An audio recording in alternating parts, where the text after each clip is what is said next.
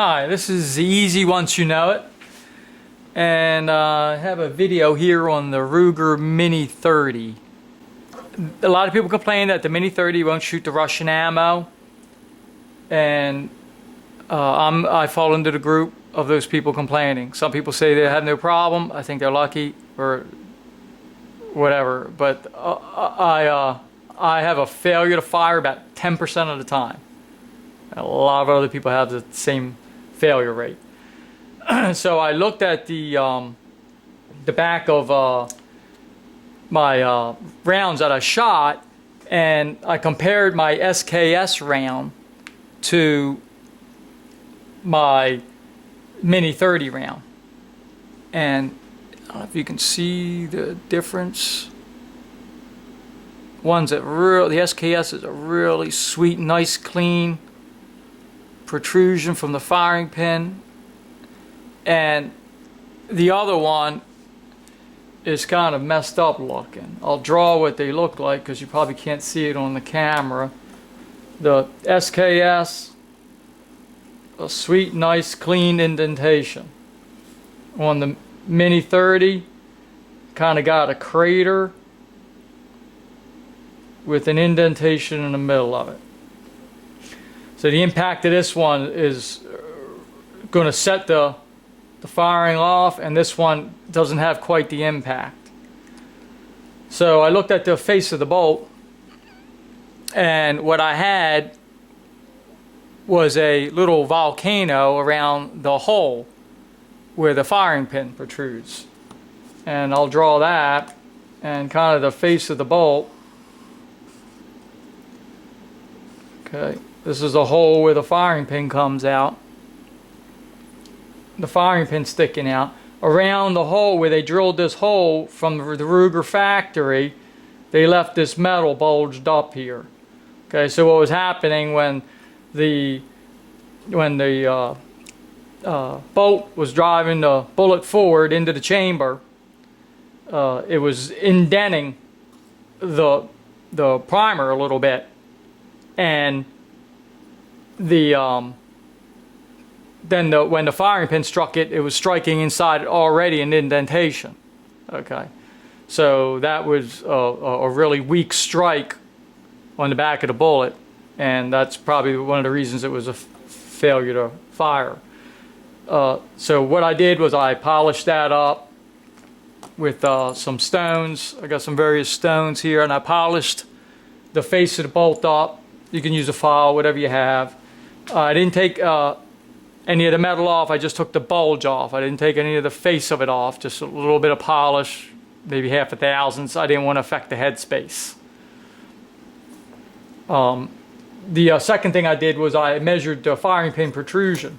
So with the firing pin in the bolt, a couple ways you can do this. You can just measure the distance and then measure the distance with the firing pin protruded and subtract. Or you can use some depth gauges like I have. These are homemade depth gauges. I got 30, 40, 50, and 60 thousandths. Here's like the 40 thousandths. See if it rocks. If it doesn't, then it's less than 40 thousandths, and you can guesstimate in between what you think it is. Measuring it, I came up with 0.039 from the factory. And I wanted to see if I could get that firing pin protrusion a little more than 0.039. So I didn't know what was preventing the firing pin from going forward more. Okay, was it back here on the bolt? Okay, was it on the taper region right here right where the pin is, or was it back here where the pin is tapered?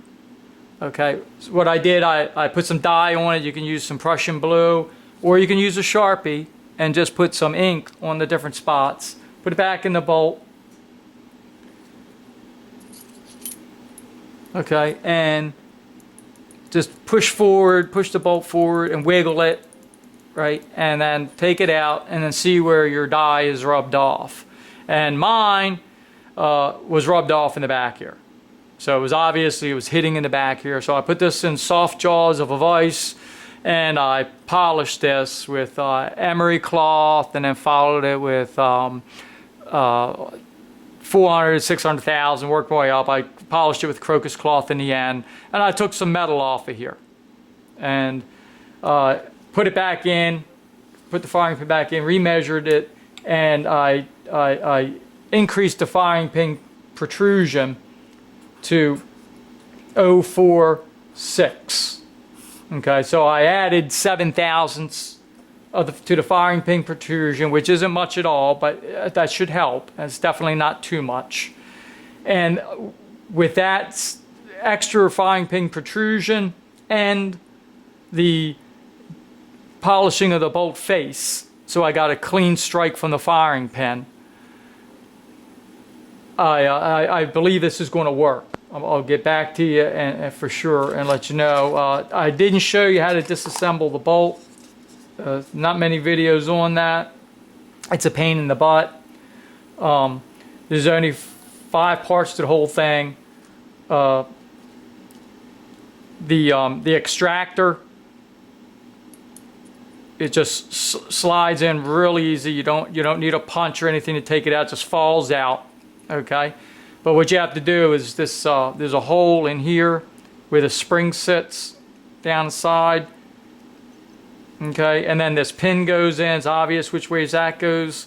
You have to push this pin against the spring to get it out of the way of the extractor, and the extractor will just almost fall out, and the firing pin will fall out too after that. So if I videoed that, you wouldn't be able to see it on the video hardly what you're doing anyway. But you got to take a little screwdriver and pry that down enough to be able to let that fall out. It's a lot easier putting back together than it is taking it apart, because there's like a ramp on here, and you turn this and it goes back together a lot easier than getting it off.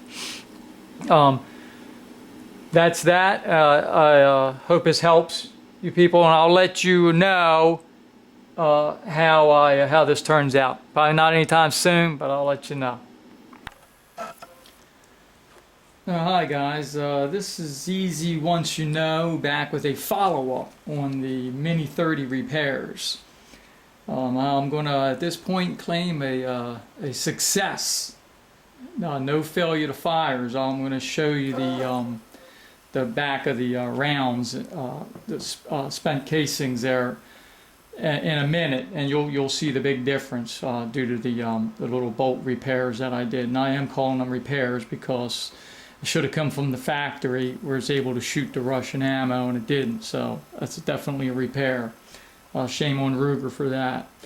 Why buy a Mini 30 to begin with? Well, I'm showing you compared to a Yugo SKS here on the floor. You can see it's a lot smaller profile rifle. It's a blast to shoot. It's an American-made rifle that shoots a 7.62 by 39. It's about 2 pounds lighter than an SKS. Compared to an AK-47, if you live in one of the liberal states, it's certainly not as evil looking as an AK-47. Looks like a hunting rifle or ranch rifle. So there's a few reasons to buy it, and like I say, it's a blast to shoot. As far as accuracy goes, I haven't really tested the accuracy from like a bench test. I usually stand up shooting from about 50 yards or so at the shooting range that I go to normally. But I'll take it to another shooting range where I got a longer distance, and I'll see what the accuracy is. But it's certainly accurate enough for me anyway. It's a cool looking rifle. I recommend it. I wish Ruger would ship it from the factory where it shoots the Russian ammo. People like myself who may have an AK-47 or an SKS and you're stockpiling a little bit of Russian ammo, it's nice to have another American gun that will shoot your ammo. 90% or probably more than that of all the 7.62 by 39 ammo that's sold is Russian. So yeah, it just should shoot the Russian ammo, period. I don't care what anybody says. That's my opinion. I think that's the opinion of most people. It's a lot cheaper too. I'll go ahead and show you the difference between the casings, and you can see for yourself what polishing the bolt did. Now another thing is, if you remember from the beginning, I polished the bolt face, and I also changed the firing pin protrusion so it would protrude. I think I got like 7 thousandths more out of it.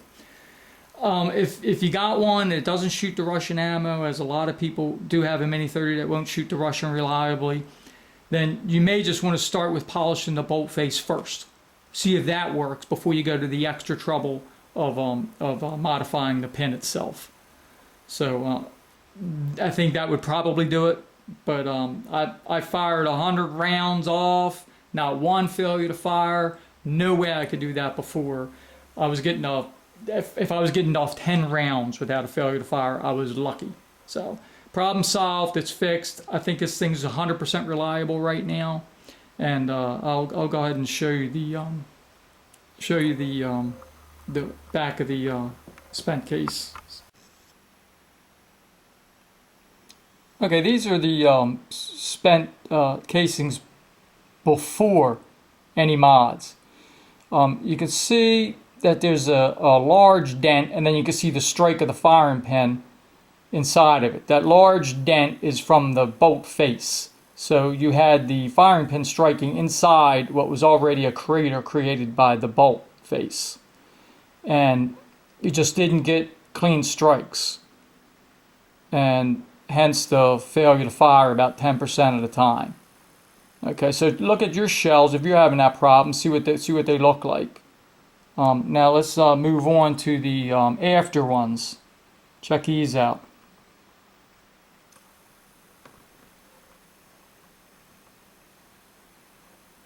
Okay, look how clean these look.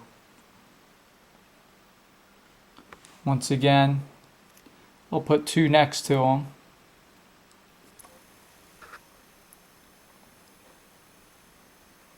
Oops. Okay, you can see a clean, and look at these last two. Okay, you can see the big dent and then the strike inside the dent compared to these just clean strikes here. So that's the problem. Fires 100% reliably now. Hope this helps, and just remember, it's always easy once you know. Thanks for watching.